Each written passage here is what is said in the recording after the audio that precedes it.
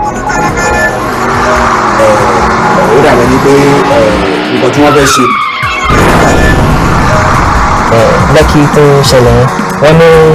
oúnjẹ pẹ́ẹ́n. lára wọn ní obìnrin kan tí wọ́n pè ní Aisha Yusufu. Aisha Yusufu àlè jáde ní báyàtì ọ̀kan kó dọ̀kan kó ammunition kó gbọ̀ngàn. Kò sí ẹnikẹ́ni tí ó wọ aṣọ sójà. tó bá ti bí òfin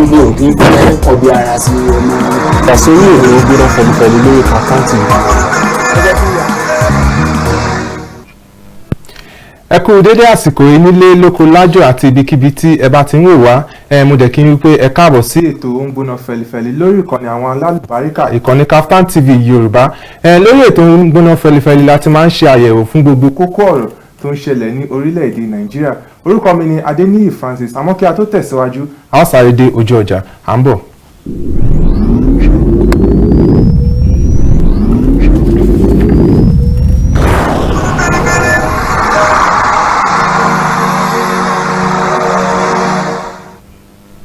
ẹ káàbọ̀ padà sórí ètò ń gbóná fẹlifẹli lórí ìkànnì Kaftan TV Yorùbá gẹ́gẹ́ bí mo ṣe sọ fún yín tẹ́lẹ̀ lórí ètò ń gbóná fẹlifẹli láti máa ń ṣe àyẹ̀wò fún gbogbo kókó ọ̀rọ̀ tó ń ṣẹlẹ̀ ní orílẹ̀-èdè Nàìjíríà àwọn àlejò mi dẹ̀ ti wà lórí ìkàlẹ̀ pẹ̀lú mi láti apá ọ̀tún mi ni ọ̀gbẹ́ni Victor Adétọ́lájú tó jẹ́ wọ́n jẹ́ pé wọ́n mọ ọ̀rọ̀ ìlú Nàìjíríà ẹ káàbọ̀ sórí ètò. ẹ ṣé gan olóòtú. ní apá òsì mi ni ọ̀gbẹ́ni Ṣẹ́gun Ọlọ́nàdé àwọn ni MD àti CEO Confluence Rice ní ìpínlẹ̀ Kogi State ẹ káàbọ̀ sórí ètò. ẹ ṣé gan olóòtú. ṣé dáadáa la bá yín. a dúpẹ́. ẹ ṣeun gan yín àlejò mi pé àpè yín ẹ̀dẹ̀ jẹ́ wa. ìbéèrè máa kọ́ bẹ̀rẹ̀ láti ọ̀dọ̀ ọ̀gbẹ́ni Victor ní bí ọjọ́ mélòó kan sẹ́yìn báyìí a gbọ́ àrífọ́nrán tí orílẹ̀-èdè Indonesia tí wọ́n ti ṣe aṣojú wa tí a mọ̀ sí àwọn diplomat wa tí wọ́n ṣe diplomat wa kan báṣubàṣu níbẹ̀ ní èyí tó jẹ́ pé wọ́n ti wá fi ìwé àtẹ̀ránṣẹ́ fi ránṣẹ́ sí Nàìjíríà tí wọ́n ń tọrọ àforíjì wípé wọn mọ̀ pé ìkan lára àwọn aṣojú wa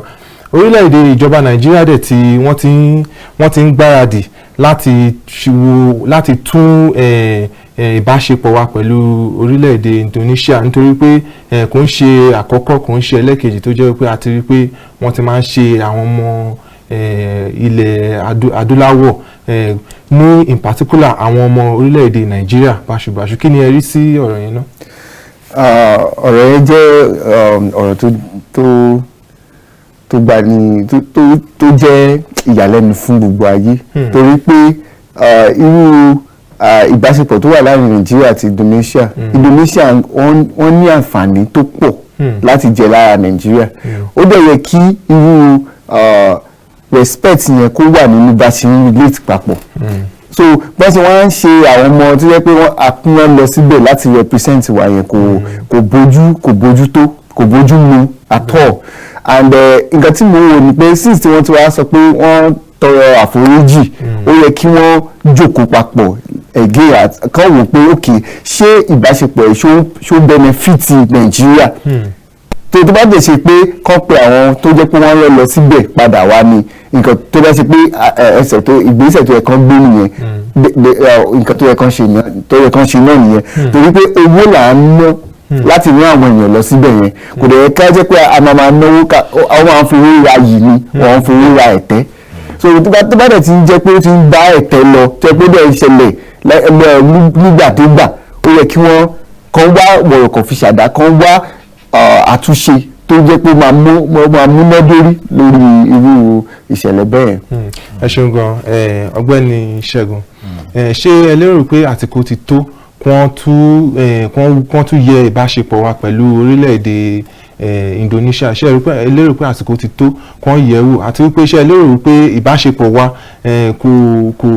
kò benefit Nàìjíríà bí ó ṣe benefit orílẹ̀-èdè Indonesia. ẹ ṣé gan tèmi rí lórí ọ̀rọ̀ yìí ni pé kò ń ṣe ìlú Indonesia nìkan kò ń ṣe ìlú Indonesia nìkan ni aláti gbéyẹ̀wò nínú ọ̀rọ̀ yìí for me màá sọ pé only charity begins at home àwa ta pèrè wa ní Nàìjíríà báwo ni a ṣe ń tọ́jú ara wa because tá bá respect ara wa ní ìlú wa tá bá make sure pé à ń ṣe tó yẹ ká ṣe nílùú wa tí aráàlú wa bá lọ sí ìlú míì wọ́n á fún wa ní respect wọ́n ní respect is àbí reciprocal báyìí lọ ṣe ń sọ tá bá wo irú tá bá gbé UAE for example sí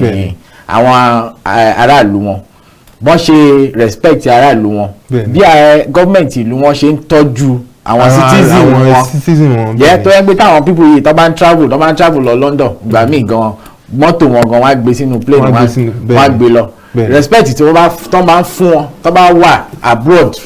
yes ó yàtọ̀ so tá bá wo irú tó nǹkan tó ṣẹlẹ̀ ní Indonesia ni pé kíní yìí ti ń ṣẹlẹ̀ sí Nàìjíríà nílùú oríṣiríṣi tó yẹ pé Nigerian government wọn kàn máa wò wọn ní sàn kankan then nílùú wa gan náà báwo ni gọ́ọ̀mẹ̀ntì ṣe ń fún wa ní respect as citizen báwo ló ṣe ń respect right wa as citizen so táwọn aráàlú mi bá wò pé ẹ̀yin tẹ̀ kí ń regard fún right àwọn citizen yín àwọn aráàlú yín báwo ni wọ́n ṣe fẹ́ fún wa ní respect ó ti yé yín so kò ń ṣe pé ọ̀rọ̀ Indonesia yìí ó yẹ kó ṣí wa lójú pé báwo ni a ṣe máa bẹ̀rẹ̀ sí make sure pé à ń tọ́jú aráàlú wa báwo la ṣe máa make sure pé tírú nǹkan báyìí bá ṣẹlẹ̀ a máa make sure pé a máa take action immediately so that ìlú míì tí wọ́n bá rírú nǹkan báyìí wọn ò ní ṣe mistake yẹn irú tá à sọ pé benefit gbogbo irú nǹkan báyìí now nǹkan mélòó gan ni à export jáde láti Nàìjíríà tó wúlò fún àwọn ìlú wọ̀nyẹn tó máa fi fún wa ní respect. Ó ti yé yín nǹkan tí mò ń sọ so gbogbo àwọn kinní yìí ni wọ́n máa fi ń fún ìlú ní respect first thing ni pé kí ni àwọn nǹkan ta ní tí àwọn people yìí need irú bilateral relationship wo la ní pẹ̀lú wọn gbogbo àwọn nǹkan báyìí wà very important láti pé kan fún wọn mọ̀ nǹkan tí wọ́n ń ṣe àwọn ọlọ́pàá yẹn mọ̀ nǹkan tí wọ́n ń ṣe wọ́n mọ̀ pé diplomat ni bọ̀bọ̀ yẹn do you understand because ibi tí wọ́n ti lọ pàdé ẹ̀ ibi táwọn diplomat máa ń wà ní but wọ́n ní respect fún ìlú wa Nàìjíríà because wọ́n ti feel pé Nàìjíríà fúnra wọn pé ṣá respect ara wọn. ẹ̀rọ nǹkan tó ṣẹlẹ̀ ní Olympics tí wọ́n ṣe ṣe tẹ̀lé ẹ̀rù bí global news wọ́n ṣe Olympics ní Nàìjíríà so ẹni bí wọ́n ṣe fẹ́ jẹ́ kí àwọn èèyàn kó treat ẹ̀ wà kọ́kọ́ treat ara ẹ̀ bẹ́ẹ̀ nǹkan tó ọ̀bá nígbà ní olówó ní àti tálíkà ní wọ́n ti kà so nǹkan tó gbà nínú ilé ẹ̀ ó máa ṣẹlẹ̀ so nǹkan tí mo tẹ̀ tí wọ́n ti rí sí ni pé ẹni tó yẹ pé wọ́n ti lè ṣe diplomat bẹ́ẹ̀ báwo ni wọ́n ti wá ṣe ẹni tó yẹ pé kì í ṣe diplomat so ó jẹ́ nǹkan tó yẹ pé ó yẹ ká lajú sí gan ká wò bá ṣe because ẹnìkan sọ lára ẹ̀ pé nígbà bàbá Ọbásanjọ́ pé ní ìgbèrè ayé yìí tó bá wo ọmọ Nàìjíríà respect ni lórí pé but and then irú attention yẹn agbúdọ̀ lè keep ẹ̀ ká maintain ẹ̀ so that okay Indonesia wọ́n ti wò pé kí ni population Indonesia yẹn kí ni economic capacity Indonesia yẹn. nígbà tí a sọ̀rọ̀ ní ìsìntẹ́ sọ pé nígbà bàbá ọba nígbà tí ààrẹ Olúṣẹ́gun Ọbásanjọ́ pé tó máa ń dárúkọ ọmọ Nàìjíríà ní àgbáyé wọ́n máa ń fi ọ̀wọ̀ wọ́n máa ń dárúkọ wa tọ̀wọ̀tọ̀wọ̀ níbo ni a ti wá kùnà gangan tí ó fi wá rí tó fi wá di bó ṣe dà báyìí. Mr. Ṣẹ́gun sọ lẹ́ẹ̀kan ni pé nǹkan mélòó la export nǹkan tó máa the foreign exchange ló ń jẹ́ kí country máa ní respect kí ni contribution Nigeria sí Committee of Nations and mo ti sọ tẹ́lẹ̀ pé mo rò pé ìgbà tá a reduce production tá a focus lé tó bá lọ sí port wá ń sìn àwọn ship ń kọjá wọlé about 12 ships náà ló wà ní Lagos port tí tó kọjá wọlé kò sí nǹkan tó máa kó padà most of them wọ́n ní wọ́n láti gbé òkúta láti balance àwọn ship yẹn láti padà wọ́n empty bags so báwo ni gbogbo wa ta ṣe pé bí 200 million jẹ́ pé akọ̀jòkó àgbẹ̀kọ̀rí síbi kan kò dẹ̀ sí àwọn míì wọ́n náà bẹ̀rẹ̀ sí gbẹ̀bẹ̀ ni ẹ̀jẹ̀ mo ní ní moringa o ẹ̀jẹ̀ mo ní ní ṣàkó o ẹ̀jẹ̀ mo ní láti lè export kò sí everything and taba ń dalẹ̀ bẹ́ẹ̀ yẹn a kàn máa rí pé ní committee even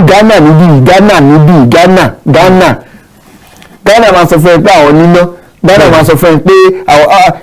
UAE tẹ mention lẹ́kẹ̀rẹ́ báyìí ṣe fún Ghana ní free visa. bẹ́ẹ̀ni. Free ẹwọ bí àwọn àdé Microsoft ìbẹ̀rẹ̀ lọ Twitter ìjọba so nígbà tí wọ́n pé àní ìfojúsùn ní àgbáyé tó jẹ́ pé mo ń wò pé ẹwọ Nàìjíríà àti South Africa tó bá ń sọ African countries wàá mú South Africa kí ló dé wọ́n ní olórí tó jẹ́ pé ó wò ó pé mo ń wo interview Mandela kan recently tó sọ pé àwọn wò ó pé nínú orí wọn ó yẹ kí wọ́n bá àwọn tó ṣe apartheid fún wọn jà ni but nínú ọkàn wọn wọ̀ pé tó o bá bá àwọn pípọ̀ ìjà ogun máa ṣẹlẹ̀ so that is cerebral capacity wọ́n lo initiative wọ́n kàn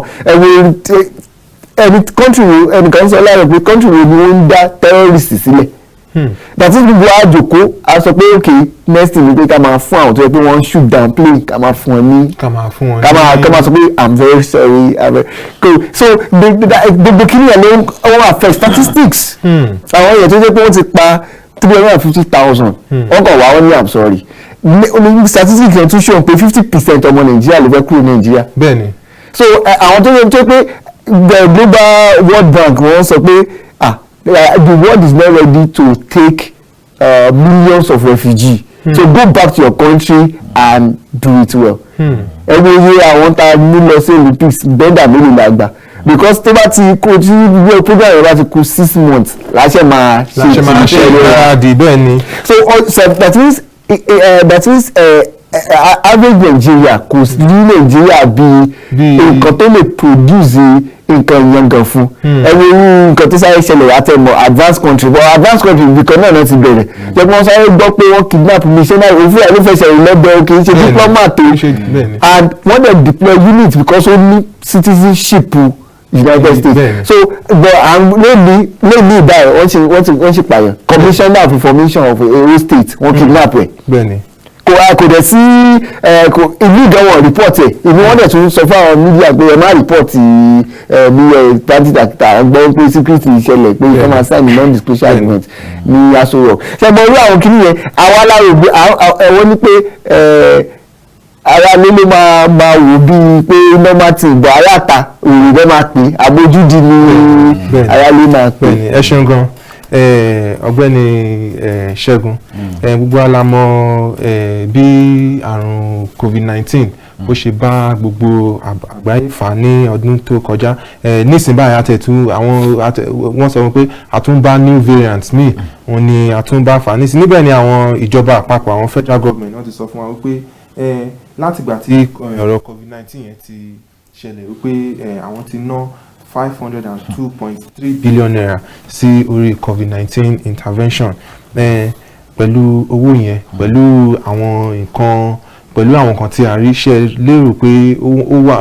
wọ́n lè dúró sẹ́gbẹ̀ẹ́ ara. ṣáàrí in tó sún èmi lórí orí ọ̀rọ̀ yìí because wọ́n ní pé ó yẹ ká bẹ̀rẹ̀ sí bára wa sòtọ́ bẹ́ẹ̀ni kò ń ṣègbà tí bàbá wa Ọbásanjọ́ bá sọ̀rọ̀ ní gbogbo wa máa sọ pé àsìkò tuntun tó yẹ ká understand pé demography ta wà sí age group wa àwa la ní population sí àwa ní ọ̀rọ̀ wa wà important gbogbo kìíní tó ń ṣẹlẹ̀ yìí àwa ló ń affect kò affect demography àbí demography àwọn àgbàlagbà yẹn cause population wọn kò pọ̀ wọ́n ju 5% lọ so tá a bá sọ pé ok ọ̀rọ̀ COVID wọ́n ná iye báyìí now ṣe rí n tó bá affect mẹ̀kúnnù délédélé ni mo expect pé kí àwọn ìjọba yes wọ́n máa mú àsìkò tó ṣe kókó now wọ́n pariwo COVID at least ẹgbọ́n pa ìlú Kogi nígbà tí gbogbo wọn tira wọn mọ́lé gómìnà Kogi Alhaji Yahaya Bello olóhùn ní ti àwọn èèyàn mọ́lé because nígbà tó wọ̀rọ̀ COVID pé kò sọ pé COVID wà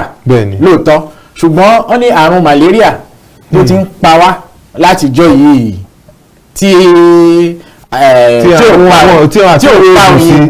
ò pa òyìnbó fún àti COVID wá dé tó bẹ̀rẹ̀ sí pa òyìnbó ìgbà yẹn la ṣe mọ̀ pé àrùn kan wà ń ta ó ti yé yín náà tó bá wo síntọ̀mù ọ̀rọ̀ COVID yìí bíi malaria ni ìgbà mi kò lè lágbára ju malaria lọ ni now wọ́n wá sọ pé kíní máa affect immunity wa which is nǹkan tó ń fún wa lókun àti agbára lójoojúmọ́ now tí ẹ bá ti àwọn èèyàn mọ́lé tí wọ́n ráyè jáde tí wọ́n ráyè jẹun tí wọ́n ráyè exercise ṣé wọ́n ní kú wọ́n kú because tó bá wo structure ta ní Nàìjíríà rural percentage rural pọ̀ ju urban lọ Bẹ́ẹ̀ni. nǹkan tí mo dẹ̀ ní ìbá rural ni pé ẹ lọ sí agboolé kan family mẹ́wàá ló máa gbé nínú yàrá kan bẹ́ẹ̀ ni family mẹ́wàá tọ̀tọ̀ ní o bẹ́ẹ̀ ni kò ń ṣe pé family kan náà pé family 1 family 2 family 3 face me I face you bẹ́ẹ̀ ni now ẹ máa share same kitchen bẹ́ẹ̀ ni ẹ máa share same toilet Bẹ́ẹ̀ni. báwo lẹ ṣe fẹ́ social distance nítorí ẹ̀ lẹ́ ṣe wa mọ̀ pé gbogbo táwọn covid yẹn tẹ́ bá lọ sọ́jà tẹ́ bá lọ sí rural area wọn kì í wọ kínní wọn bẹ́ẹ̀ ni tẹ́ bá fẹ́ wọ government office nǹkan ẹ̀ la máa bẹ̀rẹ̀ sí búra láti fi sàmà ní pé àwọn mi tó máa jáde tó gan bá láti jẹ́ bọ̀ pé tó bá jẹ́ pé kínní ń pààyàn lóòótọ́ àwọn mẹ̀kúnnù àwọn aráàlú wọn ti kú jọ nǹkan tó mú kí Yahaya Bello sọ pé òun ò ní tí àwọn èèyàn mọ́lé nìyẹn because majority àwọn poor people ní Nàìjíríà ìtàn ọba jáde wọn jẹun. bẹ́ẹ̀ ni lóòótọ́ ni. so now ẹ wá sọ pé ti ná 502.3 billion. now ẹ jẹ́ ká wo statistics àwọn èèyàn tó kú lórí malaria ní 2020 kẹ́ compare sí àwọn èèyàn tó kú lórí covid ní 2020 tí bá rántí statistics yẹn ó dà pé for the whole of Africa it was almost only pé 500,000 ìmọ̀ ẹbí ṣe máa pè yẹn ní Yorùbá yes but nígbà tán fún Nàìjíríà ní tiwọn wọ́n fún Nàìjíríà ní bíi 50,000 nínú ẹ̀ now tẹ́ bá compare sí àwọn èèyàn tó kú ní 2020 ní covid wọn tó 500 kí ló yẹ ká náwó wa sí now ṣé torí pé àrùn yìí àwọn tí ò lówó ló ń pa malaria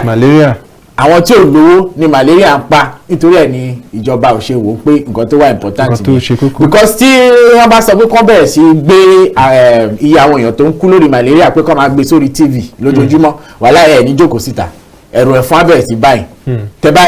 tẹ́ bá bẹ̀rẹ̀ sí rí nọ́mbà yẹn ó máa ju ti covid lọ so nǹkan tí mi try láti sọ ti pé èmi fẹ́ tọ̀ ọ̀nà nǹkan tí gómìnà Yahaya Bello sọ pé àrùn Africa àbí problem Africa ká wá solution African solution fún ká má wo nǹkan tó ń ṣẹlẹ̀ ní ìlú abroad ká má ṣe copy and paste pé nítorí tí àwọn èèyàn ti ń kú jọ nílùú òyìnbó ká bẹ̀rẹ̀ sí náwó nǹkan ibi tó yẹ ká náwó wa sí nǹkan tí kìíní ìwà ọgbọ́n tó kọ́ wa tí Yahaya Bello sọ pé ọgbọ́n tí ọ̀rọ̀ covid yìí kọ́ wa ni pé ká bẹ̀rẹ̀ sí fi owó wa ká fi kọ́ hospital gbogbo infrastructure tí a ní níbí ní health infrastructure wa ká ní pé 400 and something billion yẹn sì yìn ká ní pé nǹkan tí wọ́n fi ṣe nìyẹn àárí bẹ́ẹ̀ni ṣùgbọ́n sì yìn tá bá bẹ̀rẹ̀ sí sọ pé òkè 400 and kìíní billion tẹ̀ sọ yìí owó tí ò ṣe pé ibo lẹ́nà sí ibo àṣàfẹ́rẹ́ ni tó bá yá wá ní pé hand sanitizer wọ́n ní face mask wọ́n ní àwọn nǹkan tó jẹ́ pé ó ti wà perishable dèní ìsinyìí ọlọ́run má jẹ́ àríláburú téèyàn bá ní accident ní express kò sí hospital tó wà nearby bẹ́ẹ̀ni most of the time ẹni yẹn máa ti kú kan tó gbé hospital gbogbo àwọn nǹkan tó yẹ ká fowó wa sí àfowó wa sí àwọn èèyàn dẹ̀ ń kú. ẹ ṣeun gan ọ̀gbẹ́ni Ṣẹ́gun ọ̀gbẹ́ni Victor pẹ̀lú 502.3 billion naira fún àrùn COVID-19 intervention ṣé kí ni ẹ̀rí sí náà ká kọ́kọ́ bẹ̀rẹ̀ láti bẹ̀yẹn. mo really appreciate Mr. Ṣẹ́gun pé wọ́n fi wọ́n sọ̀rọ̀ lọ síbi tán sọ̀rọ̀ lọ sí. Kogi state jẹ́ state yẹ pé wọ́n wo situation bó ṣe yẹ kí wọ́n wò and mo ti gbọ́ analysis láti state yẹn even from láti ẹnu chief of staff wọn tó yẹ pé I was very impressed in the sense that copy and paste yẹn náà la ṣe máa padà sí that's the matter because in the committee of nations wọ́n fẹ́ wòye budget because à ń follow and ibẹ̀ ni African liberation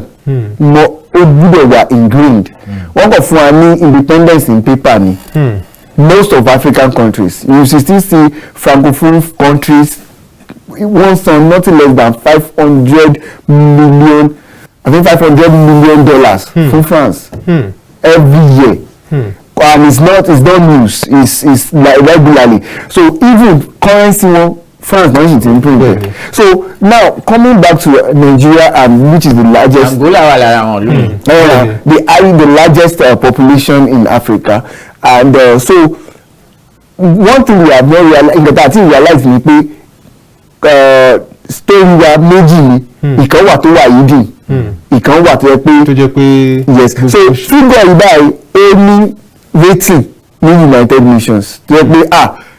country yẹn wọ́n ṣe that like you said pé àwọn white ní kìíní affect so wọ́n dẹ̀ àwùjọ bí gate náà nígbà tó gbogbo episode pé wọ́n máa wà kú ní Africa but immunity was so surprising and shocking to them that and then one thing again is that tí ní boldness láti ẹwọ flashback tí Yahya Bello ní fún stance don take here it was not funny it was the only state tó yẹ pé wọ́n lockdown ní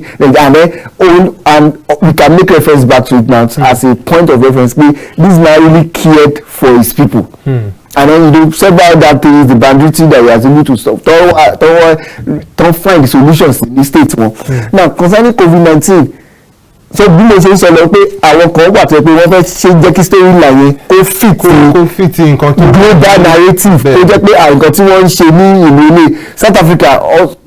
South Africa ṣì wà ní lockdown mo ti bá àwọn representative South Africa sọ̀rọ̀ jẹ́ pé really àwọn èèyàn kú bẹ̀ and population white pọ̀ ń bẹ̀ yẹn ẹ̀sìn kò dàbí Nàìjíríà jẹ́ pé pákí àmì immunity and things like that so owó yẹn ó jẹ́ nǹkan tó yẹ pé tó yẹ pé àwọn ẹlẹ́ẹ̀ ti ná fún ara wọn tó yẹ pé wọ́n fẹ́ justify bọ̀ kì í ṣe nǹkan tó yẹ pé ó wà àná wọ́n sọ pé bẹ́ẹ̀ sísọ generation kan ń bọ̀ tó yẹ pé bí àwọn Yahya Bello is the youngest governor in Nigeria tó pé we be able to say problem wa lórí a máa náwó sí research. ẹ ṣe gan ọ̀gbẹ́ni Victor rọ́ṣìpọ̀ tí a máa sọ àmọ́ a máa sáré dé ojú ọjà tá a bá padà dé a tún tẹ̀síwájú pẹ̀lú ọ̀rọ̀ wa ẹ̀yin ará ilé mo lérò pé ẹ̀ ń gbádùn bí a ṣe ń fi ọ̀rọ̀ jomitoro ọ̀rọ̀ lórí ètò ń gbóná fẹ̀lifẹ̀li lónìí kí a tó tẹ̀síwájú a máa sáré dé ojú ọjà ẹ má lọ síbi kankan à ń padà bọ̀. ǹjẹ́ ẹ ti gbọ́? ǹjẹ́ ẹ ti gbọ́? ǹjẹ́ ẹ ti gbọ́? àjààbálẹ̀ ìròyìn tó jálẹ̀jáko níkànnì Kaftan television Yorùbá. bíná bá ń jó nínú pápá. mọ̀jàlá ní délé ṣòfófó. ǹjẹ́ ẹ ti gbọ́ ní ìròyìn àsìkò tí kì í jẹ́ kí tí aráàlú ó di sí gbogbo bó ṣe ń lọ láwùjọ lágbo òṣèlú. ǹjẹ́ ẹ ti gbọ́? lẹ́ka ọrọ̀ ajé. ǹjẹ́ ẹ ti gbọ́? eré ìdárayá. ǹjẹ́ ẹ ti gbọ́? agbo amúlùdùn kọ́. ǹjẹ́ ẹ ti gbọ́? ní Kaftan television gbàràdà lọ́wọ́ alára fi ṣọmọ alára lóore. agogo mọ́kànlá àárọ̀ títí di agogo 12 ọ̀sán péré. ní gbogbo ọjọ́ ajé Monday títí di ọjọ́ Ẹtì Friday. Kaftan television Yorùbá. àwòdì wá lọ sí bàlọ́ rè yẹ. a padà dé lára ọ̀tún ọjọ́ kìíní oṣù kẹfà lè tó gbìnàyà padà. ǹjẹ́ ẹ ti gbọ́? ẹ pè sórí ètò láti dá sí àwọn ìròyìn tó ń jáde ní yàjóyàjó. ǹjẹ́ ẹ ti gbọ́? onílékenka Kaftan television Yorùbá. ṣàfojúsùn ayé tó rẹwà.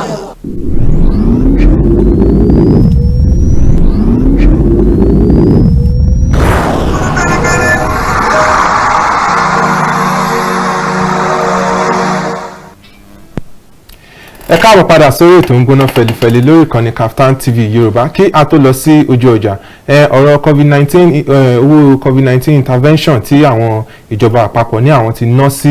àrùn àjàkálẹ̀ COVID-19 òun ni a ṣe ń sọ ọ̀gbẹ́ni Ṣẹ́gun ó dàbẹ̀ ni pé ìbéèrè yẹn nǹkan tí èmi ń béèrè nísìnyí ni wípé ṣé ẹ lérò wípé lóòótọ́ ni wọ́n ná 502.3 billion naira yẹn sí COVID-19 intervention tàbí gẹ́gẹ́ bí ọ̀gbẹ́ni Victor ṣe sọ wọ́n kàn tẹ̀ jáde fún wa nítorí pé kí àwọn orílẹ̀-èdè kọ̀ọ̀kan wọ́n lè fi mọ̀ pé bóyá àwa náà a sa gbogbo agbára wa náà láti rí i pé àwa náà bá àrùn yìí jà. ṣé tó bá sọ pé intervention kí ni nǹkan tó ná sí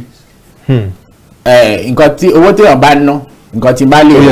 nǹkan tí bá lè rí lèmi máa sọ nǹkan tí mi lè rí ni pé nígbà tí COVID bẹ̀rẹ̀ owó tí wọ́n fún Yahya Bello máa lọ pé tí mo mọ̀ pa Kogi State ibẹ̀ ni mo ti ń ṣiṣẹ́ kò ń ṣe pé mo ń ṣe official Kogi State but mo ń ṣiṣẹ́ ní rice company wọn níbẹ̀ tí n bá fẹ́ reference yẹn sì máa mọ̀ pé ok wọ́n bẹ̀rẹ̀ sí hospital ní Kogi nígbà tí COVID dé because nǹkan tí gómìnà bẹ̀ sọ ni pé ọgbọ́n tí COVID kàn wọ́n ni pé àrùn kan máa dé lọ́jọ́ kan tó yẹ pé ó máa affect wa ní àwọn ìlú tó jẹ́ pé wọ́n ní gbogbo health infrastructure wọ́n ní hospital wọn kún wọn lè gbàyàn ká tó wá rí àwa tá àti ẹ̀wà ní nǹkan kan ọlọ́run má jẹ́ àrílá burú ó bẹ̀rẹ̀ sí kọ́ hospital bíi 5 ló ń kọ́ tó máa parí ní ọdún yìí tó bẹ̀rẹ̀ ní táìmù covid ṣe mọ̀ pé torí àwọn lockdown so nǹkan tèmi bá rí lèmi lè fẹnu sọ pé now owó tí wọ́n ń pè yìí 502.3 billion kí ni nǹkan tán fi ṣe tó bá yẹ pé wọ́n fún àwọn state ni kí làwọn state fi ṣe tó wọ́n sọ fún mi pé àwọn fi ra hand sanitizer wọ́n fi ra face mask wọ́n dáwọ́ sí gbó nìyẹn at least èmi mọ̀ pé owó tí gómìnà Kogi gbà hospital ló fi kọ́ because nǹkan tí ó concern ni ẹ̀ nìyẹn ó ti yé yín so ẹ jẹ́ kí ọ̀rọ̀ àwọn aráàlú kó jẹ́ kókó and the function government ni pé àwọn aráàlú first before anything so tẹ́ bá ń sọ̀rọ̀ intervention kí ni àwọn nǹkan tẹ́ ṣe tó jẹ́ pé ó máa jẹ́ impact lórí àwa gbogbo ìbílẹ̀ Nàìjíríà àwa tá à ń gbé ní Nàìjíríà tó jẹ́ pé 20 years to come a máa rí i pé owó tán náà yẹ o nǹkan báyìí ni wọ́n fi ṣe. ẹ ṣeun gan ọ̀gbẹ́ni Victor gbogbo alamọ̀ wípé ètò ìbò 2023 ó ti súnmọ́lé àmọ́ kí a tó lọ sí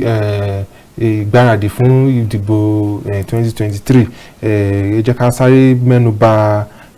ọ̀rọ̀ owó iná ṣì ni àwọn àjọ World Bank wọ́n ṣe list kan tó jẹ́ pé àwọn orílẹ̀-èdè 10 ni wọ́n sọ pé nínú list yẹn ni wọ́n ti sọ fún wa pé àwọn orílẹ̀-èdè 10 yìí ó léwu láti yá wọn ní owó nítorí pé àwọn owó tí wọ́n ti yá kalẹ̀ wípé ó ti pọ̀ kí ni eléyìí máa túmọ̀ sí fún orí ìjọba tó wà lórí ìjòkó nísìnyí nítorí pé kò ń ṣe nǹkan tuntun mọ́ tó jẹ́ pé ọ̀rọ̀ à ń yáwó ó ti fẹ́ máa di bí ojoojúmọ́ fún ìjọba tí a wà nínú ẹ̀ lọ́wọ́lọ́wọ́ báyìí kí ni ìyẹn túmọ̀ sí. tí wọ́n dàgbà sọ pé wọ́n jà nǹkan tí mo mọ̀ ní pé pẹ̀lú bí Nàìjíríà ṣe ń lọ yìí a máa dé stage kan tó yẹ pé a ní lè fàṣọ bo reality yẹn mọ́. In the sense that tá a bá ń sọ̀rọ̀ ẹ ní owó bí owó COVID-19 yẹn náà owó tá a sọ pé wọ́n yá in the Committee of Nations wọ́n á relate pẹ̀lú even in the budgetary allocation tó yẹ kó máa ń yáwó láti augment the budget and things like that. Normally nǹkan tó jẹ́ pé avenue conversation tá à ní Nàìjíríà ni pé intention àwọn leaders ó wà ìdùn ìpinnu nǹkan tó ń bí èrò nǹkan tó fi ń ṣe nǹkan tó ń ṣe ó wà ìdùn and that is the level of transparency yẹn kéré in the sense that Nigeria ṣì wà ní developmental stage and then ademashi máa need a lot of resources but àwọn pé nígbà tí ó jẹ́ pé nígbà tá a ní resources free education wà àwa tún yà ní resources báyìí kí ni ìyàtọ̀ now ní committee of actually globally credit debt ní countries America too is holding and gbogbo countries in hold but debt náà hold tàbá wà productive is another thing tẹ́lẹ̀ náà ń lọ sí productivity but the current expenditure wa is close to 90%. àtàṣà ń lówó yẹn à ń sọ sálárì àwọn tábà lọ sí ibi tí wọ́n ti ń ṣiṣẹ́ sálárì rẹ̀ náà ẹlòmíì máa fi suit ẹ̀ sórí aṣọ àṣírí lọ ẹlòmíì á lọ sí taxi kò sí coherence pẹ̀lú iye tó wà yẹn so beauty statistics àti ta ó bá tún wá lè ṣe kọ́ and one of nǹkan tí mo fẹ́ make reference sí ni pé every single person tó wà ní Nàìjíríà ló ní allocation tó yẹ pé láti president ministers all the ministers they are from each state the geopolitical zone house of rep only quota tó ń fún wọn fún constituency allowance states only security vote to talk the list wọ́n tún ní budgetary allocation tó jẹ́ pé ó yẹ kó máa trickle down mẹ́rin lọ sí local government lọ sí wards lọ sí tó yẹ kó máa lọ bẹ́ẹ̀ ṣùgbọ́n a ti di pé owó yóò flow kò flow down then that is nǹkan tó ń jẹ́ kí àwọn èèyàn máa wà agitated yẹn pé ẹ kàn ń yáwó so nǹkan tí ẹ̀ ń fi ṣe so kì í ṣe pé yíyáwó yẹn náà tí wọ́n dàgbà wá sọ pé àyà ilé bí ó máa jẹ́ kí evaluation kó wà torí pé ó jẹ́ pé glory tá à ń live by kò wà realistic pẹ̀lú EndSARS jẹ́ ọ̀rọ̀ àwọn ọ̀dọ́ àwọn youth stars ọ̀ jẹ́ pé kò sẹ́ni tó plan yẹn kò sẹ́ni tó organize ẹ̀rọ ní nature ló ń cry out ó dẹ̀ sì máa increase. ẹ ṣeun gan a ṣe máa padà wá sí ọ̀dọ̀ yín ọ̀gbẹ́ni Ṣẹ́gun nígbà tí àwọn àjọ World Bank ti wá sọ orú ọ̀rọ̀ báyìí kí ni ipa wo ló máa kó fún Nàìjíríà nínú bí a ṣe ń bá àwọn àjọ World Bank àti àwọn orílẹ̀-èdè kankan dòwò pọ̀ ipa wo ló máa kó. tèmi rí ní ọ̀rọ̀ yìí ni pé tí a bá fẹ́ yá owó a máa ka make sure pé management wà tó bá di ọ̀rọ̀ yíyáwó another problem ta ni pé capital flight ó pọ̀ nínú yíyáwó wa ẹgbẹ́ rail project for example yes àwọn ìjọba wọ́n ṣe tó dáa lórí rail project but failure wọn ibi tí failure wọn wà ni pé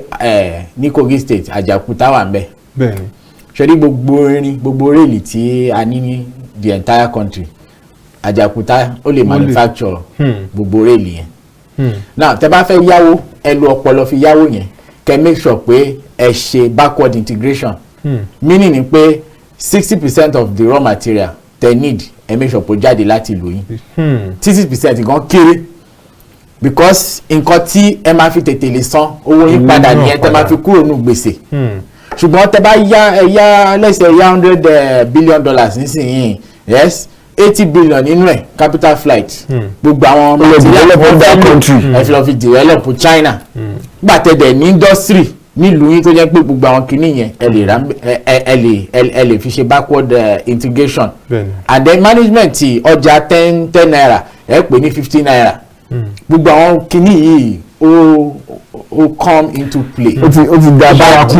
tó bá jẹ́ ọ̀rọ̀ pé a fẹ́ yáwó ẹ má bínú pé màmá lọ sí Kogi o ṣùgbọ́n tẹ bá mọ iye tí gómìnà fi ń ṣe road project níbẹ̀ tẹ bá compare sí other state ẹ pariwo management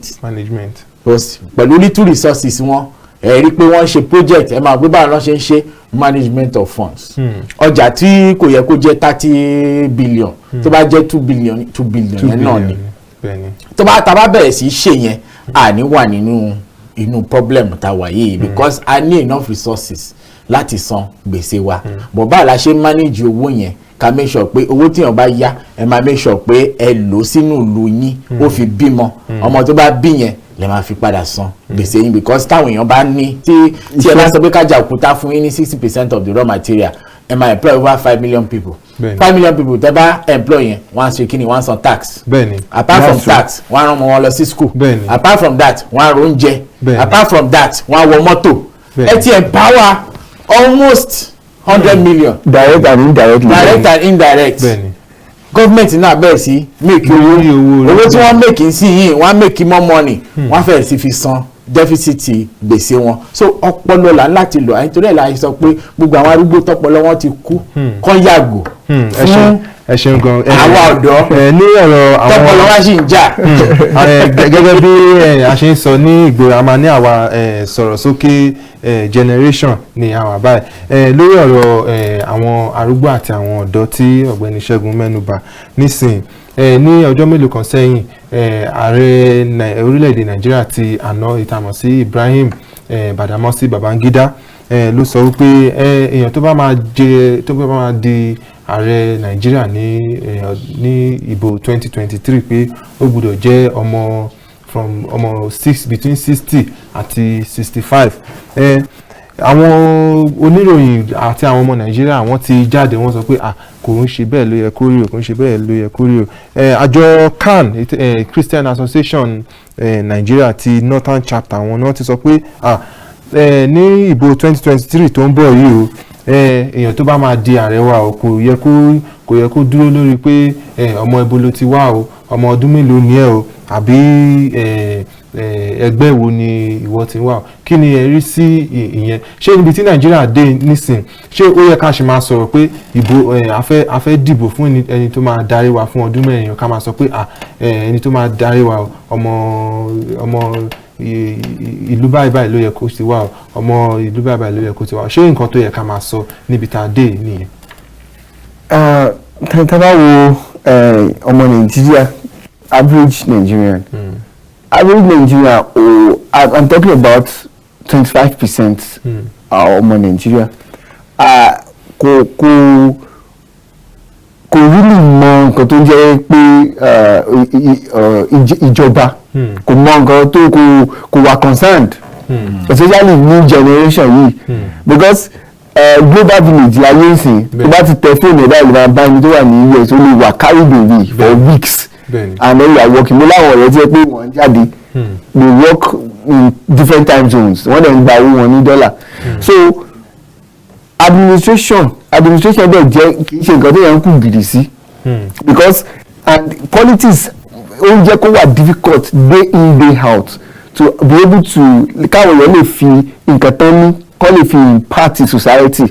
because a ti discover pé láti ìgbà military wa ó wá ti da bẹ́ẹ̀lì ọ̀pá ó ti da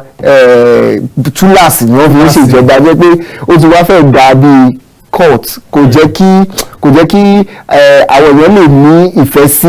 ẹgbẹ́ wọn fẹ́ ṣèjọba so àwọn tó ń bẹ̀ wá ti wà ní àwọn wọ́n ti pe kaba tó ti wà ní ibẹ̀ tó yẹ pé wọ́n sọ pé àwọn bàbá ìsàlẹ̀ godfathers wọ́n sọ pé báyìí ni country ṣe máa wà rude bí ọ̀gá Ṣẹ́gun ṣe sọ lẹ́ẹ̀kan tó yẹ pé wọ́n wà in touch pẹ̀lú current trend tó ń ṣẹlẹ̀ current trend yẹn ọ̀dọ̀ wa mí pé a níbi ẹni tó jẹ́ yáyà ọ̀sán tó yẹ pé kò wà experienced tó yẹ pé kò wà trained tó mọ anything about administration because administration ó lá àwọn kan ṣe lọ study in school political science because it's a very important aspect of life okay ẹ máa wo Emmanuel Macron tó yẹ pé very young president of France bó ti young tó yẹ ó ti represent the country ní different relationship. Are you getting me? So kì í ṣe pé ká wá tún máa wá solution ká tún lọ máa dá problem because àwọn kan wà tó yẹ pé no matter what corruption is not age bound is not tribalistic is not religion bound because tó bá rí àwọn tó ń corrupt Nàìjíríà lónìí báyìí tó bá ti wà papọ̀ wọn mọ age wọn mọ religion wọn mọ tribe wọn mọ anything kásá embezzle because tá bá wo corruption ibi tí corruption rẹ̀ rí jù sí is still civil service. bẹ́ẹ̀ni. is still civil service and àwọn tó wà ń bẹ̀ tí wọ́n pé wọ́n fẹ́ lọ àwọn tó wọ́n pé wọ́n fi báyìí yí figure bẹ́ẹ̀ ṣe sọ lẹ́kàn àwọn tó manipulate or inflate prices most of the politicians àwọn yẹn ló kọ́ wọn pé ọ̀gá ṣe fẹ́ lówó àbẹ̀ fẹ́ poor so àwọn tó bá ní political power and will láti change kìíní yẹn ó different so and then that's why kì í ṣe personality alone if we must look at àbúrò wo track record ẹni tó ń bọ̀ pé kí lẹ́ni ti ṣe sílẹ̀ kí ló ti ṣe because àtúgbùdọ̀ lọ́wọ́ pé ká tún lọ rárọ́ ní eléyìí tó jẹ́ pé election tó ń bọ̀. ẹ ṣeun gan ọ̀gbẹ́ni Ṣẹ́gun gẹ́gẹ́ bí ọ̀gbẹ́ni Victor ṣe sọ ní èèyàn tí a bá fẹ́ yàn nísìnyí a gbọ́dọ̀ wo ipasẹ̀ ibi tó ti ń bọ̀ track record ẹ̀ àmọ́ ní ọdún tá a wà yìí tó jẹ́ pé ìbò 2023 kò tó ọdún méjì mọ́ nísìnyí tó jẹ́ pé gbogbo ibi tí a bá lọ ń sìn à ń sọ pé èèyàn tí ó sì ṣàràgírí èèyàn tí ọ̀dọ́ ni à ń fẹ́ nísìn ṣé ẹ lérò wípé àwọn ọ̀dọ́ wọ́n ti ṣetán láti tẹ̀síwájú láti jókòó sí àga olùdarí Nàìjíríà àga ààrẹ Nàìjíríà ní àyè tí a wà nísìn. bẹ́ẹ̀ mi ṣe rí ọ̀rọ̀ yìí ni pé àwa ọ̀dọ́ nǹkan tí aláti jẹ́ kó yé wa ni agbára tó wà lọ́wọ́ wa because ìgbà míì tá a bá ń sọ̀rọ̀ a máa sọ̀rọ̀ bí ìgbà tó jẹ́ pé àwa kọ́ ni agbára yẹn wà lọ́wọ́ ẹ̀ nǹkan tí àwọn àgbàlagbà yìí tó fẹ́ ká máa rò la ṣe ń rò and then tẹ́ bá wo statistics tí INEC fúnra wọn tí wọ́n gbé jáde wọ́n ní between the age of 18 and under 50 is 81.5% nínú INEC register tó bá sọ Nàìjíríà di private company lẹ́ni àwa youth àwa ọ̀dọ́ àwa la ní controlling shares. So ọ̀rọ̀ tèmi máa ń sọ ni pé sórí ẹni arúgbó kan tó bá bẹ̀rẹ̀ sí sọ ọ̀rọ̀ nǹkan tí ó máa ṣẹlẹ̀ ní 2023 nǹkan tí mi máa sọ sọ́rọ̀ ẹ̀ ni pé ẹni tí kò ní bá wa naturally tí ò ní wà láyé in the next 20 years kó má tiẹ̀ dá sọ̀rọ̀ 2023. kò yẹ kó dá sí. then àwa ta ní controlling shares yìí náà ká yé kíra ní wọn fún àwa bá ṣe jókòó yìí àwa ló yẹ ká máa sọ ọ̀rọ̀ nǹkan tó máa ṣẹlẹ̀ ní 2023 because àwọn youth tó bá wà láyé ńgbà yẹn àwa ló máa bí o wọ́n lọ bẹ́ẹ̀ tó wà ní sàárè o ó ti yé yín so ìtẹ̀mí rí nínú ọ̀rọ̀ yìí ni pé yes a sọ pé afẹ́ni tó young ó di dandan ṣoṣo because tó bá wo gbogbo àwọn tí ẹ̀ ń sọ̀rọ̀ yìí à ń tà sọ̀rọ̀ yìí nìsín ìgbà wo gan kí ni èjì tá wọ́n bẹ̀rẹ̀ sí rúùlù Nàìjíríà. ìgbà ọ̀dọ́ wọn náà bẹ̀rẹ̀ sí. Babangida fúnra rẹ̀ kí ni èjì ẹ̀ he was in his 30s. Then ṣe rí mistake tí generation wa mistake ta make ni pé ọ̀rọ̀ yìí ó lè bá wa o ṣùgbọ́n ọ̀lẹ ni wa ní time àwọn bàbá wa àtàwọn bàbá wa bàbá tèmi ó kọ́lé láti age of 19 bàbá mi same thing ẹ rí i pé ní time yẹn ní time àwọn bàbá wa they wanted to accomplish something at a very young age àwọn màmá wa bẹ̀rẹ̀ sí bímọ from the age of 18 ìmí gan 17 wọ́n bẹ̀rẹ̀ sí bímọ at a young age ẹ rí i pé ọmọ obìnrin 18 gan kò tiẹ̀ tí kàwé dípò pé ó ń ro bóun ṣe máa rolé ayé ẹ̀ so slow yẹn òun ni àwọn àgbàlagbà wọ́n jẹ́ 5% òun ni wọ́n ń lò tán fi ń wò wá wípé àìtí ní ọpọlọ and now nǹkan tó yẹ ká bẹ̀rẹ̀ sí wò ni pé ok ta ni àwọn èèyàn tó yẹ pé ó young tó ti achieve Governor Yahaya Bello at the age of 40 governor nígbà tó di governor àwọn bàbá yìí fẹ́ control ẹ̀ wọ́n ní báyìí ni kò ṣe ṣe báyìí ni kò ṣe ó dẹ̀ wò wọ́n pé wá kò sí kankan ní tó fi mí sí orí ìjókòó tí mo jókòó sí ọlọ́run ló fi mí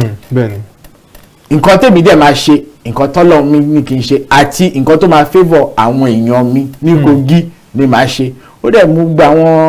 ọ̀dọ́ kéékèèké ó dẹ̀ fi wọ́n sí in charge wọ́n ní kò ní win election ṣé kò win election even nǹkan bá rí gap yẹn gan over 150,000 ó pọ̀ wáyé kí ló dé ṣorí gbà yẹn àwọn arúgbó yẹn ta ló máa ń lò àwọn ọmọ kéékèèké kọ́ ló máa ń lò pé kọ́ lọ gbé ballot box wọ́n rí wọn because ìyẹn sọ okay onípékèmí wá gbé ballot box fún ẹ kó wá gba ọ́fíìsì tí mo ti wà nú ẹ̀ lọ́wọ́ mi ṣọ́pọ̀ ló wà ń bẹ̀ so nǹkan tó yẹ ká bẹ̀rẹ̀ sí wò sí yìí ni pé tí àwọn tó bá jẹ́ irú Yahaya Bello ń sìn yìí tó bá di president nǹkan tó ń bá àwọn àgbàlagbà yìí lẹ́rù ni pé wọ́n máa láti lọ jókòó sílé. wọ́n máa lọ jókòó kò ní sẹ́nibọ̀dì tí wọ́n tún sọ pé ṣe báyìí. nǹkan tó ń bá wọn lẹ́rù nìyẹn because kò sí kí n jẹ́ 40 years old ń sìn ṣé màá lọ employ arúgbó 18. kò ṣeé ṣe. kò ṣeé ṣe. ẹ ṣeun gan ẹ̀yin àlejò mi ọ̀rọ̀ ṣì pọ̀ tí a máa sọ àmọ́ ní sìnbáyà a ṣe máa sáré dé ojú ọjà tá a bá padà dé a tún tẹ̀síwájú pẹ̀lú ọ̀rọ̀ wa. ẹ̀yin ara ilé lẹ́ẹ̀kan sí mo tún lérò pé ẹ̀ ń gbádùn ètò wa bí a ṣe ń tẹ̀síwájú kí a tó tẹ̀síwájú a máa sáré dé ojú ọjà ẹ má lọ síbi kankan à ń padà bọ̀. Kaftan Television Yorùbá kárí ayé sani wọ́n ń rí wa iṣẹ́ ń báyé láyàn láàyò àṣà Yorùbá kò gbọ́dọ̀ parẹ́. Kaftan Television Yorùbá ṣàfojúsùn ayé tó rẹwà ẹ gbọ́dọ̀ yí kúrò ńbẹ̀ o ẹ máa wò ó. Kaftan TV Yorùbá ṣàfojúsùn ayé tó rẹwà. Yorùbá kan orísun kan ayẹyẹ kan Ifẹ̀ òòyè Ifẹ̀ òòdáyé ìbí ogun tí wọ́n kárí ayé kò dá kò bẹ̀rẹ̀ ní wọ́n kí wọ́n nílẹ̀ òòyè kò dá kò bẹ̀rẹ̀ ní wọ́n kí wọ́n nílẹ̀ òòdáyé Ilé Ifẹ̀ ilẹ̀ Oòduà ayé àrè ìtàn ìṣẹ̀ǹbáyé ọdún ológun police mercy and regain rituals and sacrifice drama eulogy reverend the dawn and the doors onígbọ̀n lórí ìkànnì Kaftan TV Yorùbá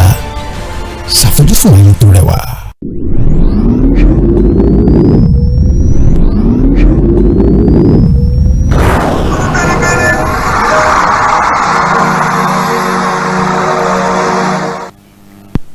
ẹ káàbọ̀ padà tí ó bá jẹ́ wípé ẹ̀yin ṣe ń darapọ̀ mọ́ wa ní ètò ó ń gbóná fẹlifẹli lórí ìkànnì Kaftan TV Yorùbá òun náà ni a ṣe wà lórí ẹ̀ kí a tó lọ sí ojú ọjà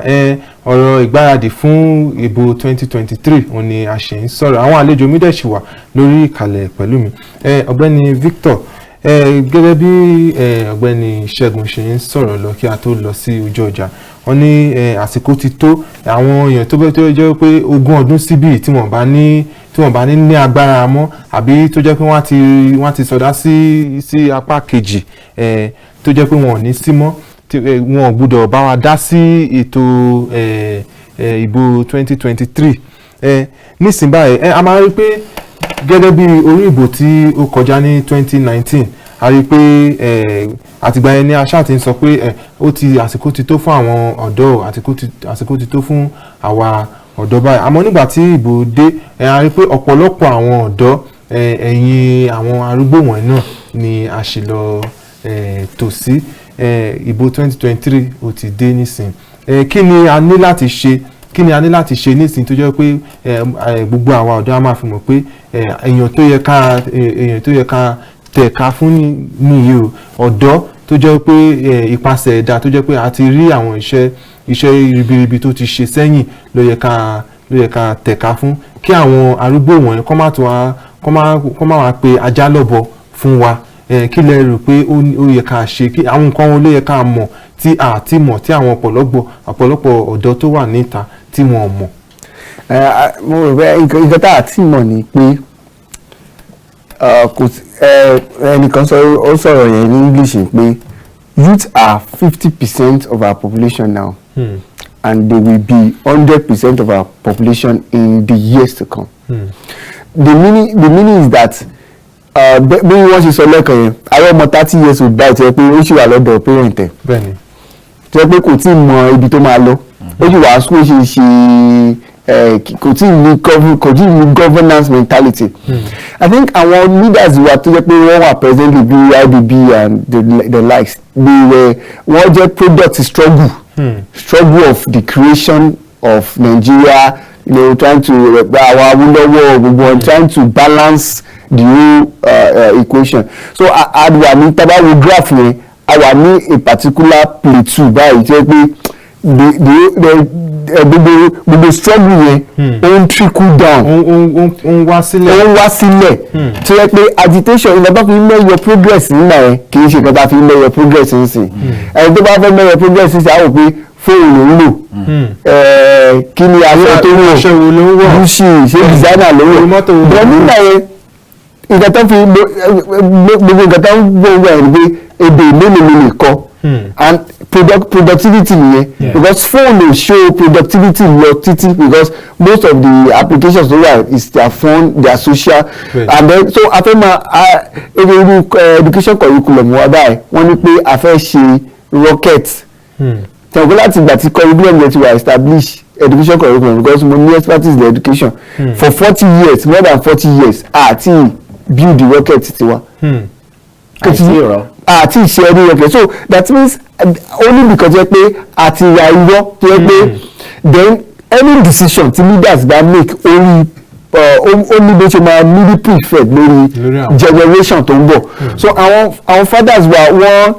bí a ṣe gba independence yẹn wọ́n ní very big projection yẹn o because okay kò dáa kí èèyàn wà ní colonialism mentally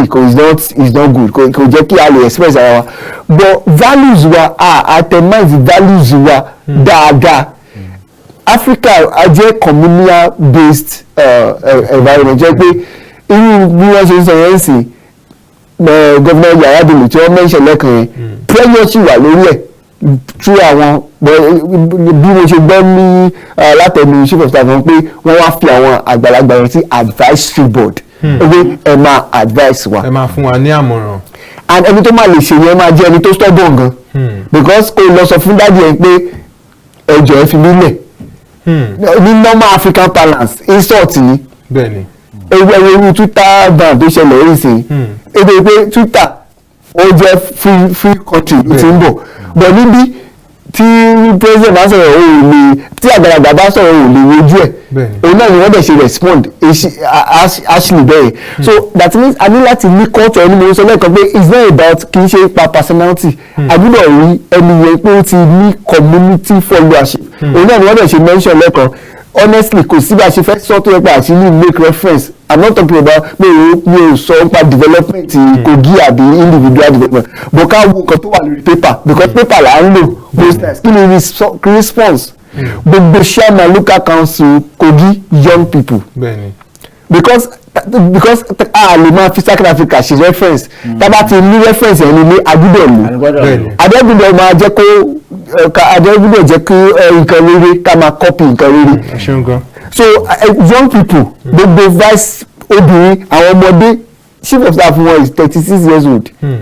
ẹ̀rọ irú the adviser ẹni tó ní ẹgbẹ́ lè sọ pé young people jẹ́ pé ó mọ nǹkan tí àwọn ọ̀dọ́ ń fẹ́. ẹ jẹ́ kí n rẹ ilé tí pé tábà wo bẹ̀rẹ̀ because a ní láti ṣe case study Kogi wà surrounded by 10 states and then young people tó bá rántí pé Kogi ní banditry gbogbo àwọn kìíní ti bẹ̀rẹ̀ jẹ́ pé wọ́n kidnap èèyàn lójú títì bí kìíní yẹn ṣe lọ ilẹ̀ we need to study it jẹ́ pé lẹ́yìn ìdá ẹ̀ ò lè gbọ́ anything ní Kogi pẹ̀lú bí borders ẹ̀ ṣe wà porous tó so kí ni system ti ẹni yẹn lè lò tó that means kò ní godfatherism kò sí he is not trying to play even ìgbà tó wà ní central party decision ti party make he was able to try to say èmi ò lockdown no matter what the party say so I need the stubbornness that means spirit agitation tí àwọn fathers wa fi gba country lọ́wọ́ colonialism a ní láti imbibe spirit yẹn again láti deliver ara wa so tí Nàìjíríà bá dẹ̀ ti wà deliver Africa lè wà deliver because tí àwọn ọmọdé bá lọ sí United Nations or African Union a lè renegotiate gbogbo treaties jẹ́ pé ń band and then tó máa sọ pé ẹ ṣe báyìí a ní population tó jẹ́ pé ó support and then those are the kind of examples tó yẹ ká máa follow. ẹ ṣeun gan lẹ́ẹ̀kan sí ọ̀gbẹ́ni Ṣẹ́gun a ti rí àwọn ìbò tó jẹ́ pé tí àwa ọ̀dọ́ ta bá ń gbáradì a máa sọ pé ọ̀dọ́ la fẹ́ tẹ̀ka fún àwọn ọ̀dọ́ la fẹ́ tẹ̀ka fún tí àsìkò ìbò bá dé a máa rí àwọn ọ̀dọ́ tó jẹ́ pé wọ́n máa lọ gbé ballot box wọ́n máa gbé nítorí àwọn arúgbó wọ̀nyẹn èmi lérò wípé nítorí èyí tí àwọn ìbò máa ń pè ní orientation kò pé ni wọ́n ṣe ń ṣe kí ni níbi tí a wá dé nísìnyí kí ni a lè ṣe láti rí pé àwọn ọ̀dọ́ wọ̀nyẹn wọ́n ṣe nǹkan tó tọ́ àti nǹkan tó yẹ nísìnyí tí a ti sọ pé ọ̀dọ́ ni a fẹ́. àti tèmi máa sọ lọ́rọ̀ yìí ni pé Kogi ti ní blueprint gbogbo problem tá a dẹ̀ ní Nàìjíríà báyìí sìn yes one way or the other wọ́n ti solve problem yẹn gómìnà Yahaya Bello ti solve problem yẹn ní Kogi màá bẹ̀rẹ̀ lórí ọ̀rọ̀ pé wọ́n gbé ballot box tí àwọn young people wa tí wọ́n bá ní iṣẹ́ tí wọ́n ní ọ́fíìsì tí wọ́n mọ̀ pé ọ́fíìsì yìí èmi ni máa head yẹ ṣé wọ́n máa lọ gbé ballot box wọ́n ní gbé ballot box now ẹ jẹ́ tún fún yín lẹ́ example kan diversity ó wà very important because àwọn arúgbó táwọn gọ́ọ̀mẹ̀ntì ń sìn yín wọ́n ti scatter wa lórí ọ̀rọ̀ ethnicity tribal sentiment àti religious sentiment now ní ìlú Kogi Yahaya Bello make sure pé wọ́n pé wọ́n ní tribe mẹ́ta àwọn okun tó ń sọ Yorùbá àwọn Ìgbìrà àti ó make sure pé cabinet balance kò tí wá dúró bẹ́ẹ̀ ó ti wá employ àwọn èèyàn láti different states DG research and development Anambra ló ti wá SA Liga Èkó ló ti wá experience then SA ṣe political ni àbí media SA media Borno èmi gan tí mo sọ̀rọ̀ yìí èmi mo head the Kogi State Conference Rice Ogun State ni mo ti wá so now tí a bá sọ Nàìjíríà di pé capacity nǹkan tí ẹni yẹn lè deliver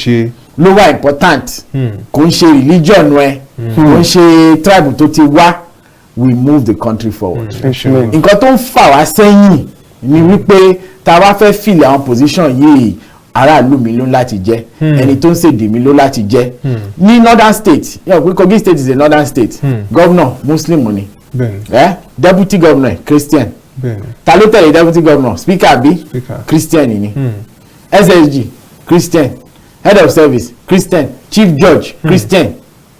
kò sí northern governor tó máa gbárù nǹkan bẹ́ẹ̀ yẹn. ẹ ṣeun gan ẹ̀yin àlejò mi. so ẹ jẹ́ kí n parí ọ̀rọ̀ mi o nǹkan tí àwọn ọ̀dọ́ tà ń láti mọ̀ ni pé agbára yìí ọwọ́ wa ló wà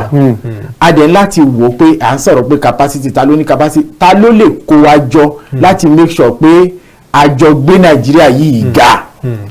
ta lẹni tó ti ṣe é rí ta ni a trust pé a lè fi ìgbéra yìí fún then ọ̀rọ̀ 2023 ọ̀rọ̀ 2023 kò ń sọ̀rọ̀ pé ẹni tí party bá gbé wa o ẹni tá ń tẹ̀lé ni nǹkan tá ń láti mọ̀ nìyẹn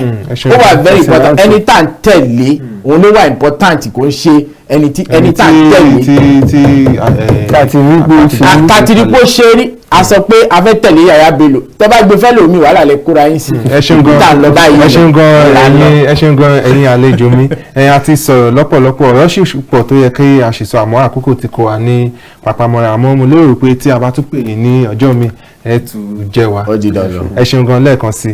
ẹ̀yin ará ilé mo lérò pé ẹ ti gbádùn ètò wa ètò ń gbóná fẹlifẹli lórí ìkànnì Kaftan TV Yorùbá lónìí tó bá wá rí bẹ́ẹ̀ kí ẹ tún darapọ̀ mọ́ wa ní ọjọ́ ẹ̀mí ọjọ́ ire lẹ́ẹ̀kan sí orúkọ mi ní Adéníyì Francis ó dàbọ̀. ó dàbẹ̀ ní pé nǹkan tí wọ́n fẹ́ ṣe. lẹ́kì tó ṣẹlẹ̀ wọ́n ní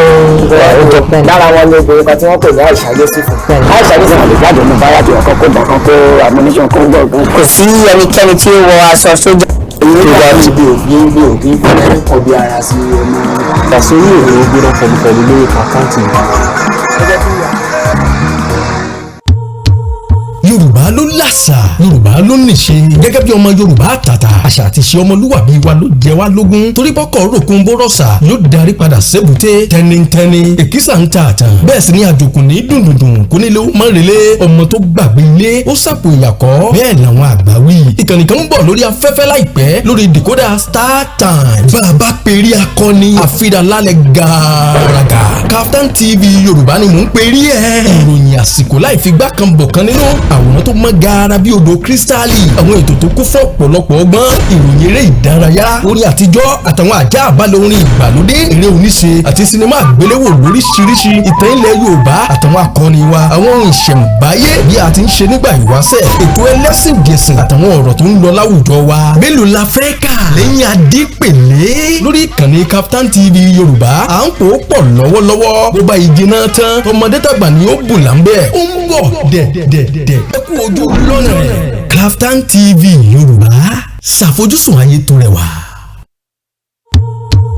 Yorùbá ló làṣà, Yorùbá ló níṣe. Gẹ́gẹ́ bí ọmọ Yorùbá àtàtà, àṣà àti ìṣe ọmọlúwàbí wa ló jẹ wá lógún. Torí bọ́kọ̀ ròkun bórọ̀ṣà yóò darí padà sébùté tẹnitẹni. Èkísà ń ta àtàn. Bẹ́ẹ̀ sì ni àjòkù ní dùndùndùn kó nílé ó mọ́ relé. Ọmọ tó gbàgbé ilé ó sàpò ìyàkọ́. Bẹ́ẹ̀ làwọn àgbà wí. Ìkànnì kan ń bọ̀ lórí afẹ́fẹ́ láìpẹ́ lórí decoder StarTimes. Bàbá perí akọni àfidàlálẹ̀ gàràgà. Kaftan TV Yorùbá ni mò ń perí ẹ̀. Ìròyìn àsìkò láì fi gbá kan bọ̀ kan nínú. Àwòrán tó mọ́ gaara bí odò kírísítálì, àwọn ètò tó kún fún ọ̀pọ̀lọpọ̀ ọgbọ́n, ìròyìn eré ìdárayá, orin àtijọ́ àtàwọn àjá àbálẹ̀ orin ìgbàlódé, eré oníṣe àti sinimá àgbéléwò lóríṣiríṣi, ìtàn ilẹ̀ Yorùbá àtàwọn akọni wa, àwọn ohun ìṣẹ̀ǹbáyé bí a ti ń ṣe nígbà ìwáṣẹ̀, ètò ẹlẹ́sìn gẹ̀sìn àtàwọn ọ̀rọ̀ tó ń lọ láwùjọ wa. Mélòó la fẹ́ kà lẹ́yìn Adépèlé lórí ìkànnì Kaftan TV Yorùbá? À ń pò ó pọ̀ lọ́wọ́lọ́wọ́. Bó bá igi náà tán, ọmọdé tàgbà ni ó bù láńbẹ́. Ó ń bọ̀ dẹ̀dẹ̀dẹ̀. Ẹ kú ojú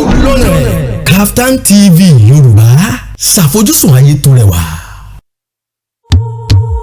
Yorùbá ló làṣà, Yorùbá ló níṣe. Gẹ́gẹ́ bí ọmọ Yorùbá àtàtà, àṣà àti ìṣe ọmọlúwàbí wa ló jẹ wá lógún. Torí bọ́kọ̀ ròkun bórọ̀ṣà yóò darí padà sébùté tẹnitẹni. Èkísà ń ta àtàn. Bẹ́ẹ̀ sì ni àjòkù ní dùndùndùn kó nílé ó mọ́ relé. Ọmọ tó gbàgbé ilé ó sàpò ìyàkọ́. Bẹ́ẹ̀ làwọn àgbà wí. ìkànnì kan ń bọ̀ lórí afẹ́fẹ́ láìpẹ́ lórí decoder StarTimes. bàbá perí akọni àfidàlálẹ̀ gàràgà. Kaftan TV Yorùbá ni mò ń perí ẹ̀. ìròyìn àsìkò láì fi gbá kan bọ̀ kan nínú. àwòrán tó mọ́ gaara bí odò kírísítálì. àwọn ètò tó kún fún ọ̀pọ̀lọpọ̀ ọgbọ́n. ìròyìn eré ìdárayá. orin àtijọ́ àtàwọn àjá àbálẹ̀ orin ìgbàlódé. eré oníṣe àti sinimá àgbéléwò lóríṣiríṣi. ìtàn ilẹ̀